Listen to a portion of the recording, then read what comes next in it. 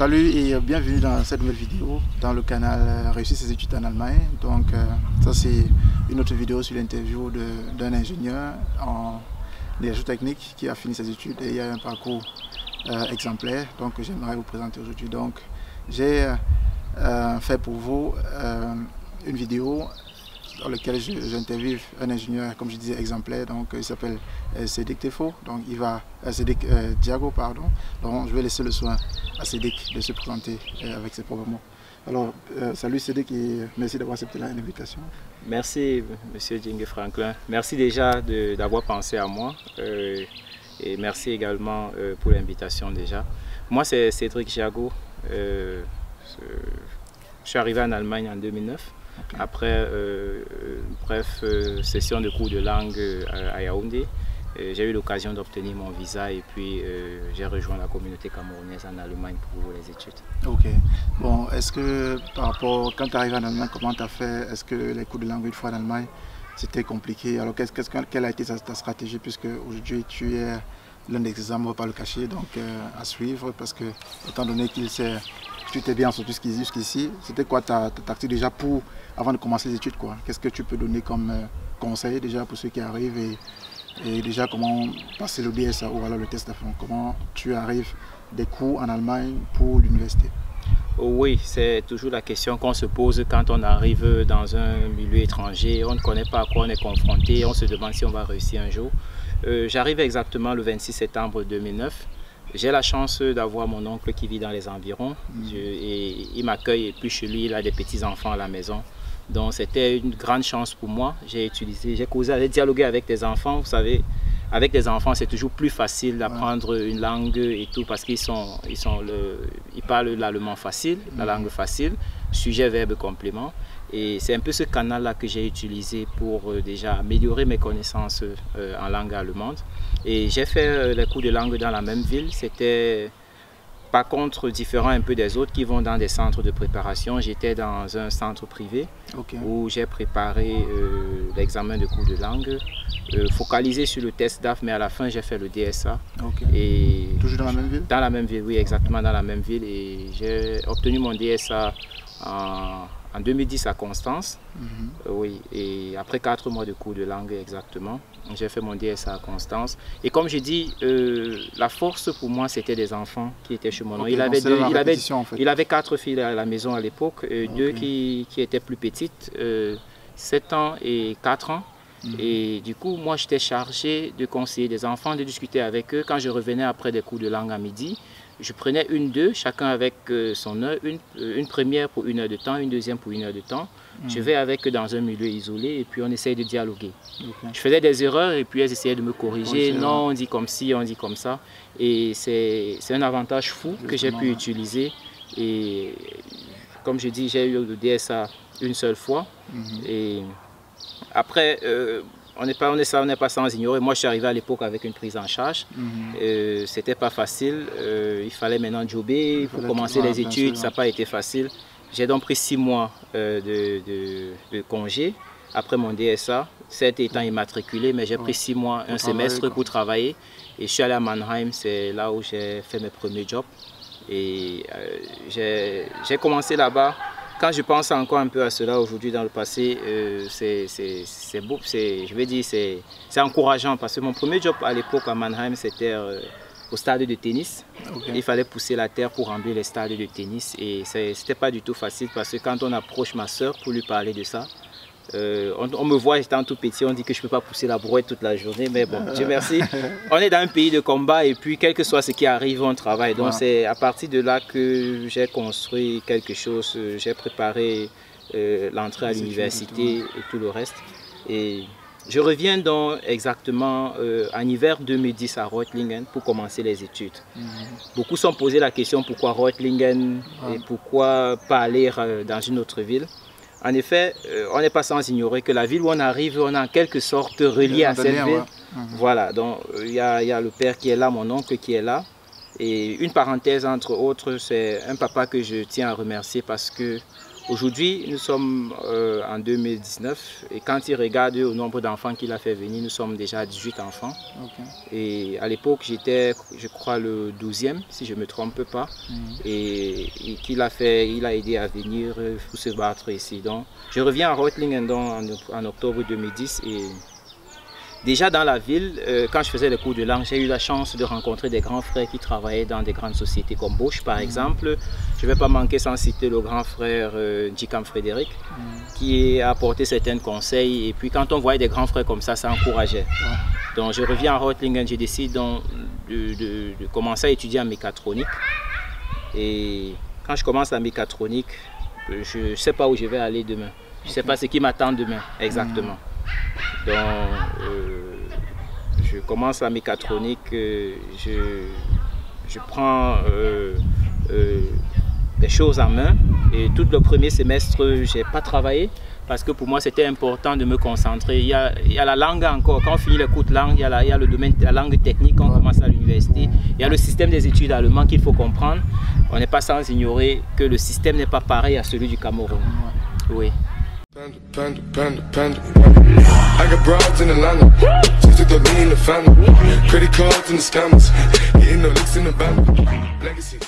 Ok, de retour pour la suite de la vidéo. Donc la première partie, c'est qu'il a mentionné comment il a eu son DSA, où il a obtenu son DSA et ceux qui l'ont beaucoup aidé à s'en sortir ici, donc ils ont tenu la main. Donc déjà, retenez que ceux-là qui vous reçoivent en Allemagne influencent généralement au moins à 80% votre suivi dans la suite de votre vie en Allemagne. Donc il faut vraiment vous assurer que ceux qui vous reçoivent ici en Allemagne sont de bonne foi. Parce que ça impacte beaucoup. Parce que si quelqu'un qui vous reçoit n'est pas de bonne foi, vous penseriez par exemple que c'est le standard. Or, ce n'est pas le cas. On est jamais facilement influençable par des personnes aussi positives. Donc il faut vraiment faire attention à cela. Donc sans plus tarder, je vais poser une autre question à Cédric, à savoir, est-ce que tu as eu en fait, quand tu es arrivé au premier semestre, comme tu l'as dit, il y a le côté de langue technique qu'il fallait, ça prend un peu de temps. Donc je disais aussi dans la chaîne, par exemple, quand vous avez, même si c'est un DSA 3 et tout, quand vous commencez l'étude, c'est normal que vous ne comprenez pas tout, parce qu'il y a les professeurs en partie qui parlent par toi et tout, donc c'est pas forcément l'allemand soutenu. Mais c'est pas un souci, puisqu'avec le temps, votre oreille s'habitue et puis vous maîtrisez le truc à la fin, quoi. Donc maintenant, est-ce que c'est quand tu as commencé tes études, est-ce que tu avais des amis allemands au début? C'était comment en fait? Oui, Franklin, si tu peux le permettre, juste pour appuyer le premier point avant de revenir là-dessus, les gens chez qui on arrive vraiment influencent beaucoup. À l'époque, peut-être quand on arrivait, il n'y avait pas encore WhatsApp, Facebook comme aujourd'hui. Et quand je dis, je fais mes cours de langue, je n'avais pas de téléphone. C'était interdit chez mon oncle. À l'époque, on croyait qu'il était méchant. Mais c'était une bonne orientation pour nous, pour ne pas s'égarer. Alors ce que je peux conseiller aux gens qui viennent d'arriver, certes il y a WhatsApp et tout le reste, mais il faut se concentrer sur le plus important, faire très attention, ne pas se disperser beaucoup. C'est vraiment un point très très important. Je pense que celui qui t'accueille, qui t'a soutenu à venir, ne veut pas ton mal. S'il voulait ton mal, il ne devait pas te faire venir ici. Donc prends la peine d'écouter la personne et de comprendre, d'écouter des conseils. Certes aujourd'hui il y a beaucoup de choses qui influencent, mais ça vaut la peine d'écouter des conseils. Donc je reviens, quand je commençais mes études en mécatronique, ça n'a pas été du tout facile parce qu'entrer dans le système et se faire des amis, ce n'était pas facile. Déjà au premier semestre, j'ai appris des grands frères qu'il faut prouver que tu connais. Il faut regarder un domaine où tu es assis pour prouver, sinon tu ne peux pas travailler avec des Allemands, tu ne peux pas facilement te faire des amis. On n'est pas sans ignorer que tous les Camerounais sont forts en mathématiques. Bien sûr, hein. Voilà. Donc, et en passant, j'ai eu un bac D. Donc quand j'arrive, je commence les études. Premier semestre, c'est informatique, un peu mathématiques, physique et tout le reste. Physique, mathématiques, j'avais la peine, j'étais bien assis, mais en informatique, j'étais zéro. Je ne comprenais pas vraiment ce qu'on racontait. Et il fallait donc faire un système de win-win avec eux. Tu me donnes, je te donne. C'est comme ça des Allemands. C'est comme ça que j'ai pu... Voilà, c'est l'intérêt. J'ai pu me former un certain groupe d'Allemands. Et j'ai constaté avec le temps que... non, l'informatique était au deuxième semestre. Mais au premier semestre, c'était mathématiques, physique. Ils étaient concentrés autour de moi, on travaillait ensemble. On faisait les pauses le soir, on arrête, on travaille ensemble et tout le reste. Et on a réussi tous ensemble au premier semestre. Au deuxième semestre, maintenant, l'informatique arrive et la physique, ça diminue un peu parce qu'il y a une partie de la physique qu'on ne devrait pas faire. Alors, ils se retirent un peu sur moi. Et quand je vais vers eux pour l'informatique, c'était pas facile. Il fallait courir derrière eux. Parfois, on te crée des trucs qu'on a à faire alors qu'ils vont se rencontrer entre eux pour travailler. Donc c'était un parcours du combattant, comme on dit, et j'ai pas lâché. Ça, j'étais derrière, je suppliais, pardon, la pause, essaye de m'expliquer comment ça se passe et tout le reste. Mais après, quand il s'agit de la mathématique, ils sont derrière toi pareillement qu'on travaille. Mais toi, tu es disposé à travailler, mais avec eux, c'était pas facile. C'est différent, quoi, non? Oui, et il ne faut pas se laisser frustrer par toutes ces choses-là. C'est ce que je dis toujours aux gens. C'est comme ça, ils ont un mode de vie et c'est leur mode de vie. Il faut juste essayer d'aller vers eux parce qu'à la fin, nous sommes dans un système où on ne t'apprend pas à bûcher comme au Cameroun et à réussir, mais à comprendre et à mettre en pratique ce que tu as compris. Ouais. Les examens qu'on réussit ne sont juste qu'un moyen pour avancer, mais à la fin, qu'est-ce que tu as compris? C'est le plus important parce qu'ils ont un système où il y a des enseignants, par exemple, qui viennent sur ces anciennes épreuves, ils prennent des parties et ils composent un exercice avec. Et si tu t'éloignes un peu de ces Allemands, tu n'auras pas ces anciennes épreuves-là. Et eux, ils ont accès à toutes ces choses-là. Donc du coup, il fallait se joindre à eux, il fallait travailler avec eux. Et c'est comme ça que je me suis formé vraiment un groupe d'amis et avec qui on a pu travailler ensemble. Et ensemble, même mon ami, on a pu faire un truc dans un projet où aujourd'hui on a un brevet là-dessus sur qui ne certes pas, qui fait pas certes partie du thème de la mécatronique, mais juste c'était une partie de, c'était un projet avec Audi ensemble sur le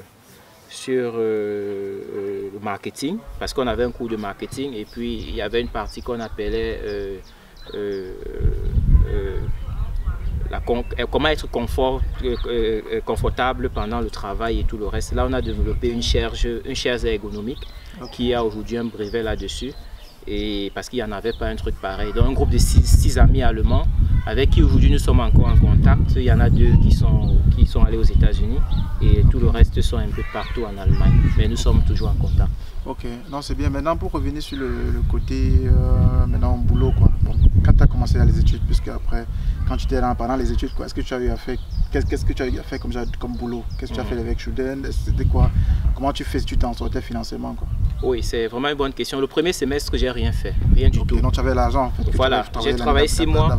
Voilà, et il fallait que j'entre dans le système. J'ai décidé de ne rien faire, rien du tout. Après, j'ai réussi mon premier semestre, je vais au deuxième semestre. Je commence là à donner des tutoriums parce que je constate que la physique et la mathématique, ils ne comprennent pas, mais c'est quelque chose que nous les Camerounais, on se bat. Donc je donnais déjà aux gars du premier semestre des tutoriums en mathématiques et en physique. Dans les tutoriums, c'est en fait, pour ceux qui ne savent pas, ce sont en fait des TD, des travaux dirigés. Voilà, travaux dirigés. Sous forme de cours du soir répétition. Voilà. Si vous voulez. Oui, et il y avait des élèves qui font textile également ici chez nous et je travaille avec eux maintenant dans le cadre privé parce que les travaux dirigés c'était avec l'université. Je recevais, je ne sais plus, 300 € ou 400 €, je ne sais plus exactement, de l'université. Mais il y avait maintenant des travaux dirigés en privé avec les élèves de textile. Et ils te payaient directement. Voilà, ils te payaient directement. Ils me payaient 15 €, 20 € l'heure. Hein. C'était vraiment bien payé. C'est comme ça que j'ai réussi à joindre les deux bouts. Et déjà au troisième semestre, j'ai l'occasion d'avoir un Werkstudent à Automotive Lighting, une société ici à Reutlingen qui fait dans le développement des phares de voitures. Et c'est comme ça que j'entre en contact avec eux et je reste chez eux pendant 1 an et demi. J'ai fait mon stage chez eux et tout le reste, tout se passe bien. Et bon, beaucoup de gens m'ont toujours là posé la question, le premier contact avec Bosch, ça se passe comment et tout le reste. Il y avait la possibilité ici chez nous au 5e semestre à Reutlingen, au 5e semestre, de choisir soit la robotique ou bien la microélectronique comme spécialisation. Et au côté, si tu choisis la microélectronique et tu es parmi les meilleurs, tu as un financement de Bosch, une sorte de bourse qui vient de Bosch. Pour combien d'années? La bourse s'établit sur 2 ans minimum. Et quand tu as la bourse, Bosch te paye l'assurance maladie et il te donne par semestre, si je me souviens bien, à l'époque, 1 200 € chaque semestre, si je me souviens bien. Donc c'est comme ça que je me spécialise au 5e semestre en microélectronique. Et nous étions à l'époque en spécialité 10 et Bosch choisissait 2 parce que c'était une coopération avec la Hochschule de Reutlingen et l'université de Stuttgart. Parce qu'il y avait possibilité de faire un master directement soit à Stuttgart, soit à l'université de Reutlingen. Donc c'est comme ça que j'ai choisi la microélectronique. Et nous étions 2 qui avions donc eu la bourse. Et c'est comme ça que j'ai réussi facilement à joindre les deux bouts et à me concentrer sur mes études. Je vais dire à mes frères camerounais qui viennent étudier que le plus important c'est l'information. Je ne suis pas resté, cette information m'est venue, mais je suis allé chercher l'information. À la source. À la source, oui. Et tu peux entendre, on a dit ceci, mais va à la source. Il y a dans toutes les universités, il y a des bureaux responsables de chaque truc. Tu vas à la source, tu demandes. Donc c'est comme ça que j'ai pu avoir, j'ai su que bon, en microélectronique, il y a cette possibilité parmi les meilleurs. Je me suis mis au travail et j'ai eu la bourse.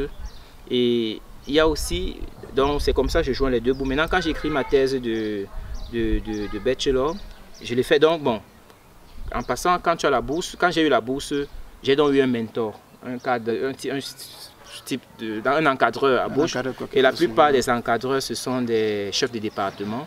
C'est comme ça je lui dis que bon, je vais faire écrire ma thèse de bachelor à Bosch. Et puis, il me trouve un thème. C'est comme ça que j'entre à Bosch et j'écris ma thèse de bachelor là-bas. Et je continue après là-bas en Werk Student. Pendant ce temps, je fais mon master. Et quand je fais ma thèse de bachelor, il y a aussi des possibilités. C'est dans toutes les écoles d'avoir une bourse de fin d'études. Ce que je dis toujours à tout le monde.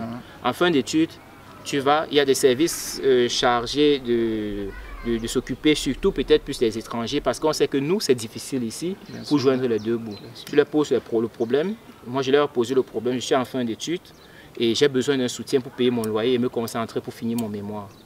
C'est comme ça que j'ai reçu, ils m'ont rassuré qu'ils vont payer mon loyer tous les 6 mois de ma thèse. Pendant la durée de la thèse quoi. Voilà. Et puis que je me concentre sur ma thèse de bachelor. Donc je n'avais pas de stress là-dessus. C'est comme ça que tout s'est bien passé et j'ai fini ma thèse de bachelor. Et étant à Bosch déjà, j'avais, comme je dis, de Werk Student, j'ai commencé mon master maintenant et j'ai continué avec mes Werk Student. Mais cette fois-ci maintenant à Bosch, puisque tu étais oui, j'étais déjà maintenant, voilà, justement, j'étais en contact. La bourse est finie déjà après la première année, parce que le master il a duré 2 ans. Après la première année de master, ma bourse elle est finie. Mais déjà, j'avais déjà un certain nombre de contacts que j'avais fait à Bosch et tout le reste.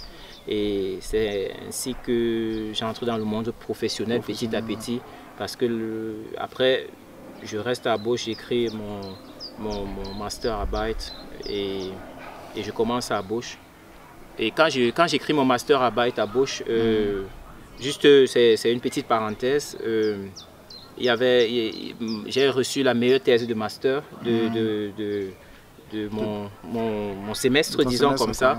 Oui, et il y a aussi une bourse qu'on donne à cela, 800 € si je me souviens à l'époque. Donc il y a trop d'opportunités d'avoir des bourses, il faut juste chercher la source, comment faire pour l'avoir. C'est juste pour encourager des frères qui viennent d'arriver.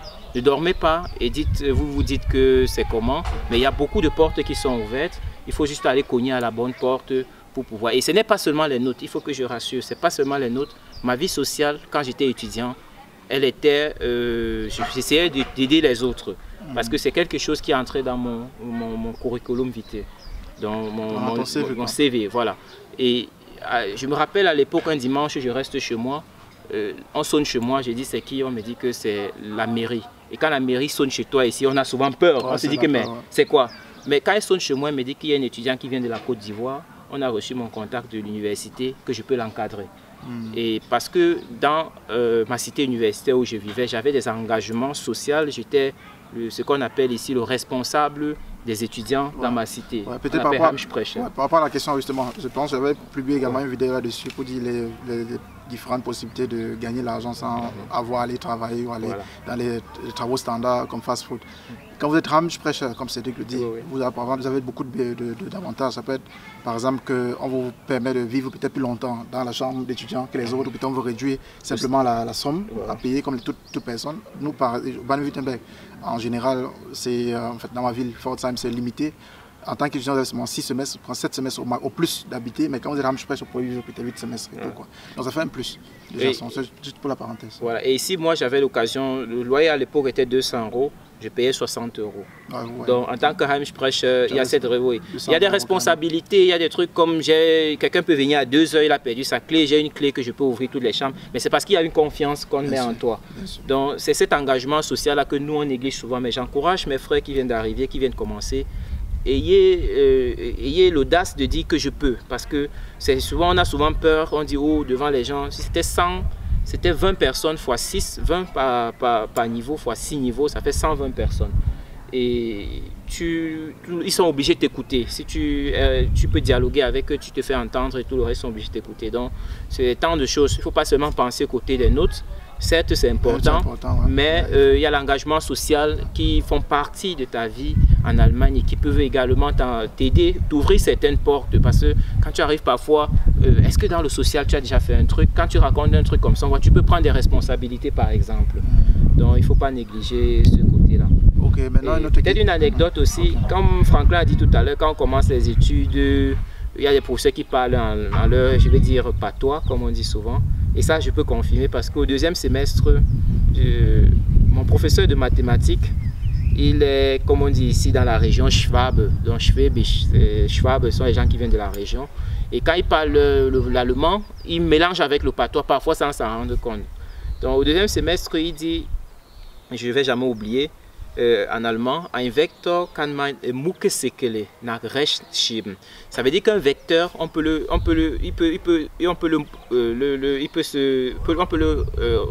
déplacer de gauche à droite d'un petit, juste le déplacer juste d'une valeur indécimale, c'est-à-dire vraiment de gauche. Donc Muckesekele, c'est un mot que j'avais jamais suivi. Donc, du coup, je pose la question, comment, et tu vois, il y a cette difficulté-là de comprendre ce que les enseignants disent. Donc, mais il ne faut pas se laisser frustrer.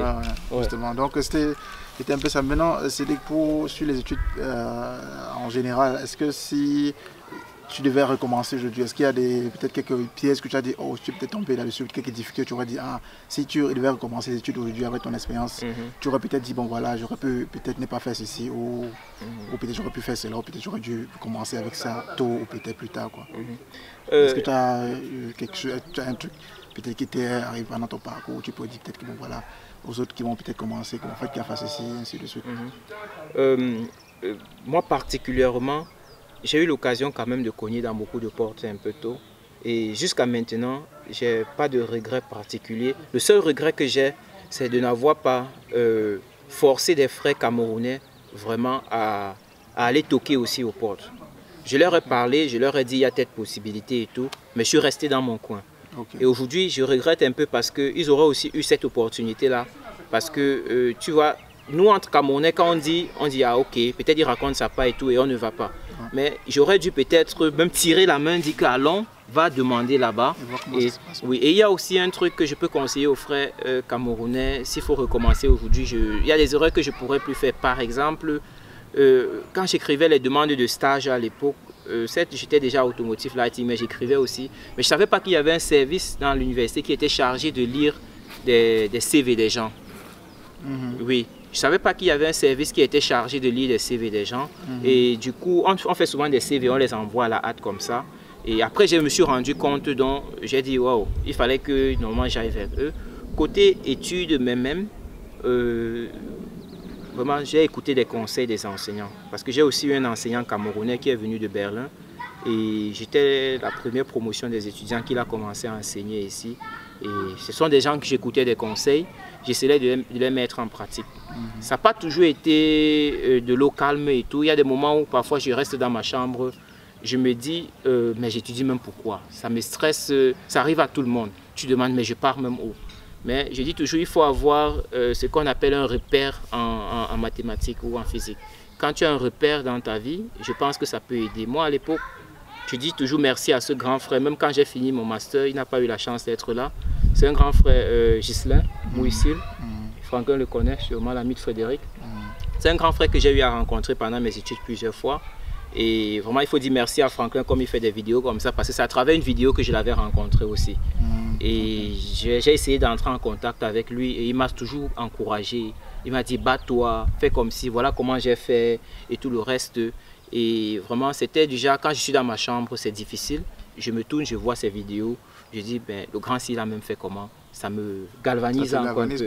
Voilà, et c'est comme ça que c'était pas facile. Et puis aussi à ma famille, vraiment, j'avais une famille qui vraiment était là à côté. Ouais.